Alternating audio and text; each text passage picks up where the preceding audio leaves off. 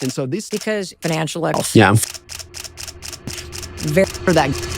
Morgan, you're calling us out here, Morgan. I'm calling everybody out. Yes. I've been in this situation too. And that's one of the core things you're going to teach us how to do and why this is so important today. Of course. And it's easier said than done. It is so natural for everybody to compare yourself against others. For me to measure my level of success by not saying, what do I have? But by saying, what do I have relative to that guy? Not how comfortable is my house, but by saying, how big is my house relative to that person over there, to my neighbor, to my coworker, to my siblings. And one of the problems that makes it more difficult today than it's ever been is that it used to be for my parents' generation, my grandparents' generation, when they compared themselves to other people, it was relative to their neighbors or their coworkers. It was a pretty small group of people, maybe a couple people who you saw on TV or heard about on the radio. But now today, just everybody, including myself, their comparison group is the most sophisticated algorithm on Instagram or TikTok.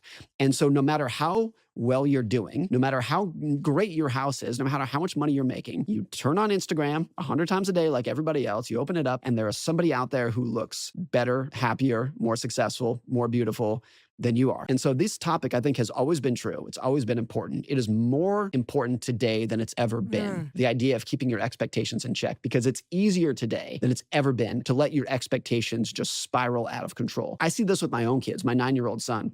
When I was growing up, normal people drove old pickup trucks and rich people drove new pickup trucks. That was like the definition in my head. Like if you had a new pickup truck, like, oh, there's a rich person. My son, who's 9, his definition of rich is like a private jet and a private island, because he watches Mr. Beast and it's like, oh, sit in the circle and you win $1 million kind of thing. It's a completely different level of expectations than even I had 20 or 30 years ago. And so and the hardest thing you're going to have is that even though you're one of the most compelling financial experts on the planet, your kids won't listen to you, Morgan. No, of course not.